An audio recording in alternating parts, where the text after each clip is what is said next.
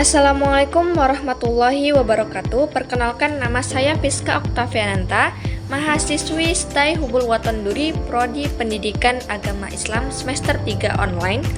Baiklah, di sini saya akan menampilkan video untuk memenuhi tugas mata kuliah Administrasi dan Supervisi Pendidikan dengan dosen Bapak Dr. Randus John Helmi MP. Selamat menyaksikan. Baiklah, pada video kali ini saya akan membahas tentang pengertian, prinsip, dan teknik supervisi pendidikan dalam dunia pendidikan. Supervisi memiliki peran yang sangat penting. Memahami pengertian, prinsip, dan teknik supervisi pendidikan yang efektif adalah kunci untuk meningkatkan kualitas pengajaran dan pembelajaran. Nah, video ini kita akan membahas aspek-aspek tersebut secara mendalam. Di sini yang pertama kita akan membahas pengertian dari supervisi pendidikan. Supervisi pendidikan adalah proses yang bertujuan untuk meningkatkan kualitas belajar mengajar. Ini melibatkan pengawasan bimbingan dan penilaian terhadap kegiatan pendidikan. Tujuannya sendiri adalah untuk menciptakan lingkungan belajar yang lebih baik. Kemudian, ada juga pengertian dari supervisi pendidikan, yaitu yang pertama proses pembinaan terencana. Supervisi pendidikan adalah proses pembinaan yang dirancang untuk meningkatkan efektivitas pembelajaran atau pengajaran. Yang kedua yaitu meningkatkan kualitas pengajaran. Tujuan dari supervisi adalah meningkatkan kualitas pengajaran dan pembelajaran di sekolah untuk mencapai hasil yang lebih baik. Nah, yang ketiga yaitu bimbingan oleh kepala sekolah.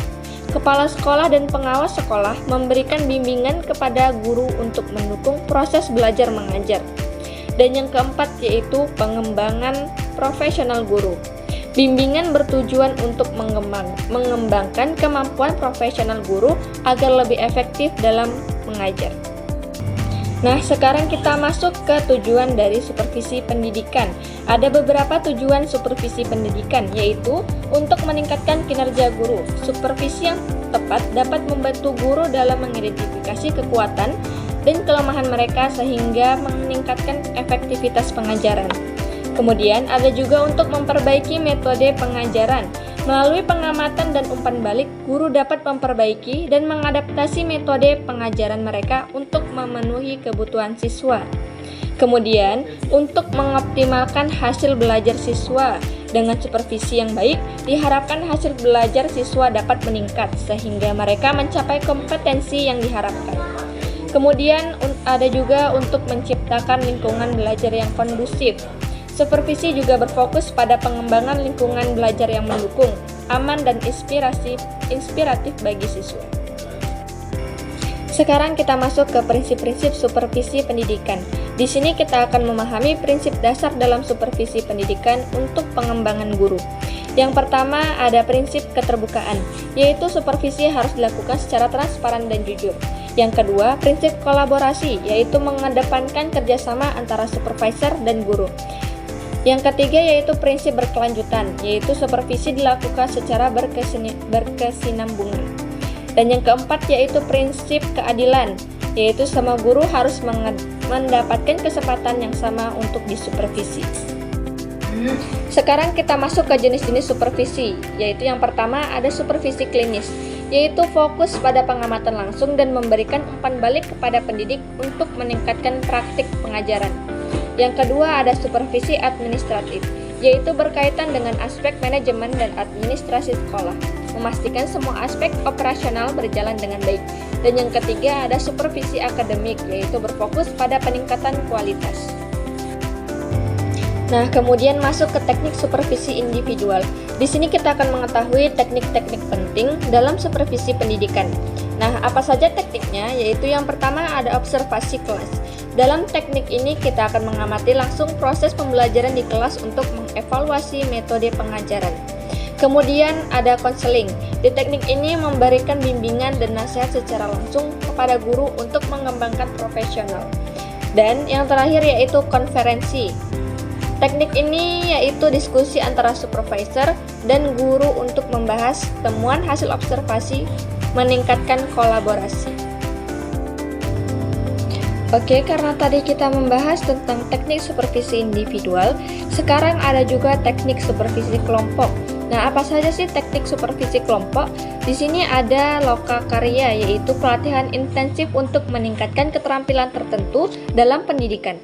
Kemudian ada juga diskusi kelompok, yaitu pertemuan untuk berbagi pengalaman dan strategi pengajaran di antara para pendidik. Dan yang terakhir ada seminar, yaitu penyampaian materi oleh ahli di bidang pendidikan untuk memperluas wawasan peserta. Baiklah, sekarang kita masuk ke peran supervisor dalam supervisi pendidikan, yaitu supervisor berperan sebagai pembimbing, yaitu memberikan arahan dan bimbingan kepada guru untuk pengembangan profesional. Kemudian sebagai evaluator, yaitu menilai kinerja guru dan memberikan umpan balik konstruktif untuk perbaikan. Dan sebagai fasilitator, yaitu menciptakan kondisi yang mendukung mengembangkan profesional guru melalui pelatihan dan sumber daya. Kemudian di sini ada pengaruh supervisi pendidikan terhadap kualitas pengajaran. Nah, pengaruhnya yaitu meningkatkan keterampilan mengajar guru.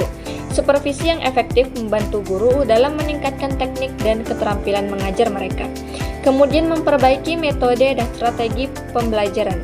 Melalui supervisi, guru dapat mengidentifikasi dan menerapkan strategi pembelajaran yang lebih efektif. Dan untuk meningkatkan motivasi dan profesionalisme guru. Supervisi yang baik menciptakan lingkungan kerja yang mendukung, meningkatkan motivasi dan etika kerja guru. Nah, kesimpulan dari materi kali ini adalah supervisi pendidikan meningkatkan kualitas pengajaran.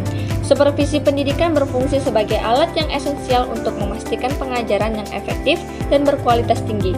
Kemudian penerapan prinsip supervisi yang konsisten. Penerapan prinsip-prinsip supervisi harus dilakukan secara konsisten untuk memastikan keberhasilan dalam peningkatan kualitas pengajaran. Kemudian meningkatkan pelatihan bagi supervisor. Pelatihan yang lebih baik bagi supervisor diperlukan untuk meningkatkan kemampuan mereka dalam memperkuat supervisi yang efektif. Kemudian mendorong penggunaan teknologi dalam supervisi. Penggunaan teknologi dapat mempermudah proses supervisi dan meningkatkan efektivitas komunikasi antara supervisor dan guru. Dan yang terakhir yaitu meningkatkan keterlibatan guru dalam proses supervisi. Keterlibatan aktif guru dalam proses supervisi akan meningkatkan rasa tanggung jawab dan kualitas pengajaran. Mungkin hanya ini yang dapat saya sampaikan, lebih dan kurangnya saya mohon maaf. Saya akhiri. Assalamualaikum warahmatullahi wabarakatuh.